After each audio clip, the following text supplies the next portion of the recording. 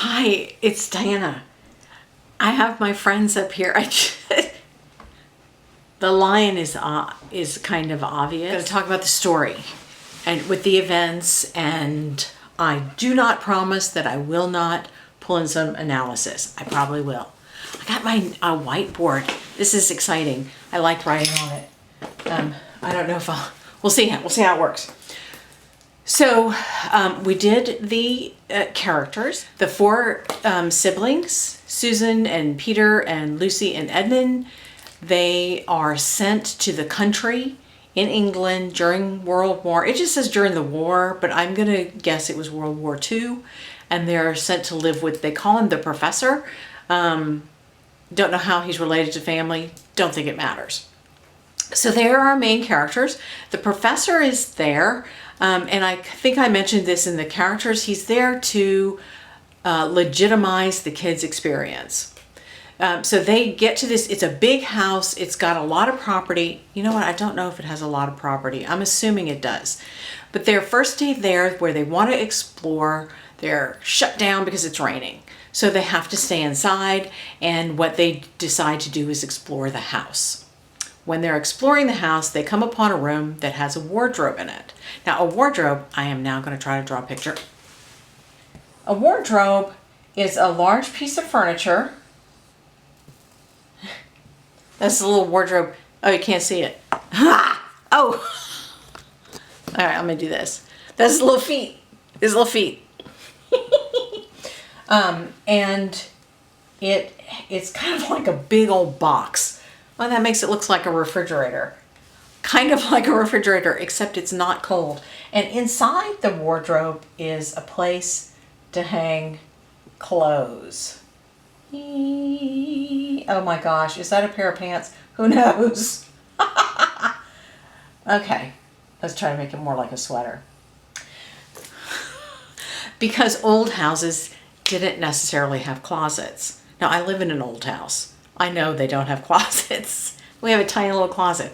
So what people would do is they would have an outside piece of furniture where they would put clothes. Now, in the wardrobe in The Lion, the Witch, and the Wardrobe, there are a lot of old fur coats. Now, we can wonder about that. I did. Like, who has a whole closet full of fur coats, which is basically what it is. Well, the professor, why not? And what happens is Lucy goes into the wardrobe because you can climb in. It's like a closet. She climbs into the wardrobe. She doesn't shut the door, but she goes in.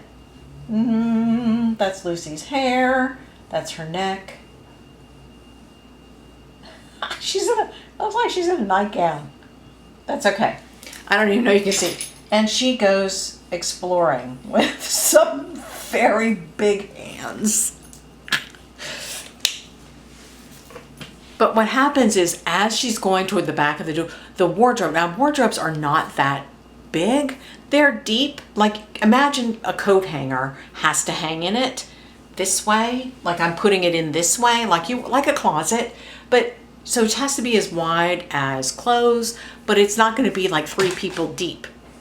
Well, she keeps going. She can't really see because it's even though she left the door open, it's still kind of dark and she's in coats. And all of a sudden the coats don't feel soft on her face and she's feeling scratches. And she realizes she's outside. She hasn't gone outside of the professor's house somewhere in England. She has gone outside into a whole new world. Now, how does she know this is a new world besides the fact that it's in the back of a wardrobe? Well, she meets a character that's not human, and that is the fawn, Mr. Tumnus. I kind of want to draw, but I'm also a little afraid. A fawn, I'm also running out of space. A fawn is, so he's a little goat-like character.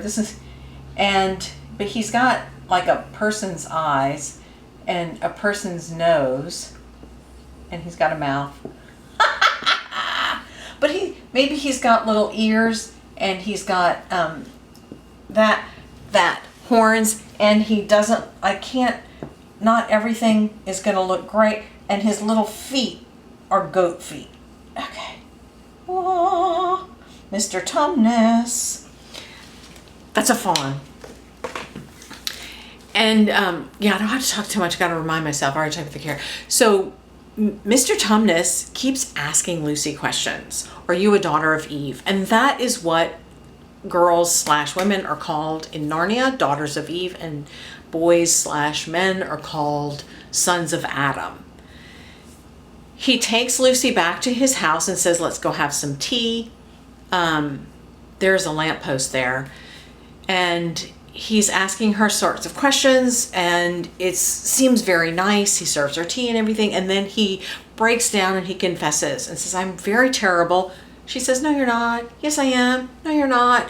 And it turns out that there is a witch who wants to know about daughters of Eve and sons of Adam who show up because there's a prophecy that when the 4 thrones, I don't know, I'm not going to say the prophecy exactly right, but when 4 people sit on the thrones at Car Paraval, then her power is over.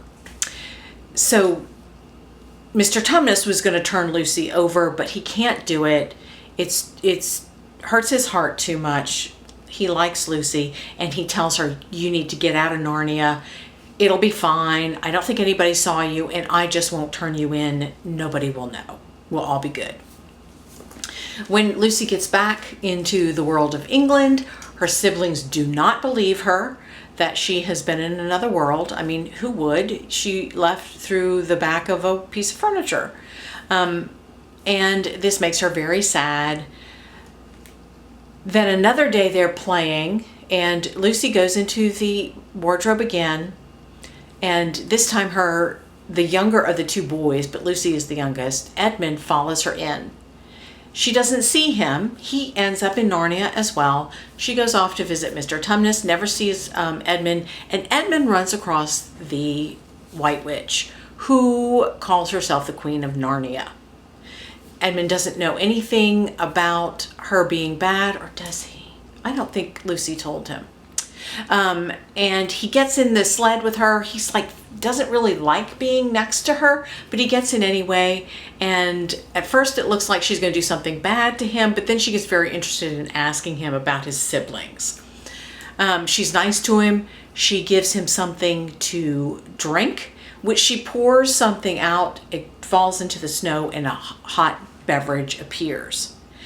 Now this made me think of, because one of the things I said before is connecting books that we've read.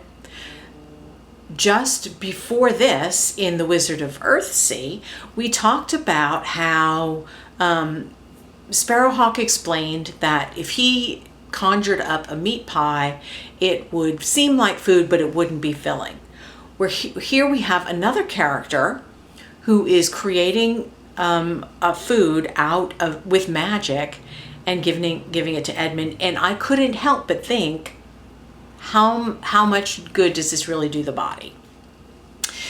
Then she asks him, that's my phone, asks him what he wants to eat. He asks for Turkish delight, and she also conjures that up. And he eats it, and the more he eats the Turkish delight, the more he wants. And again, this is magic Turkish delight. She's not a nice character, so, questioning motives here, and maybe it's not good for him. And I marked the place, and I'm going to read a part of it. Oh, I'm starting to think we're going to have 3 story sections. It can happen. So this is the witch, or the Queen of Narnia, they're calling her the Queen here, says, perhaps something hot to drink, said the Queen.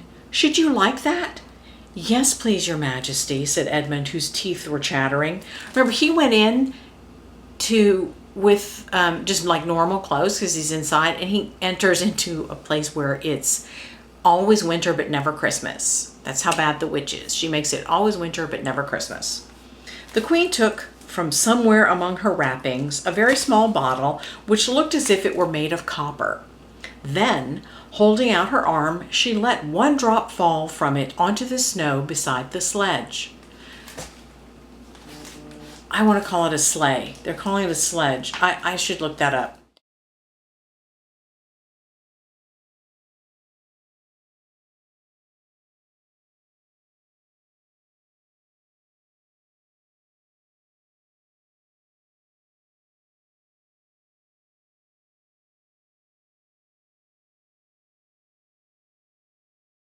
That up.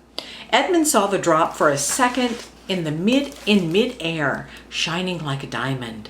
But the moment it touched the snow, there was a hissing sound, and there stood a jeweled cup of something that steamed.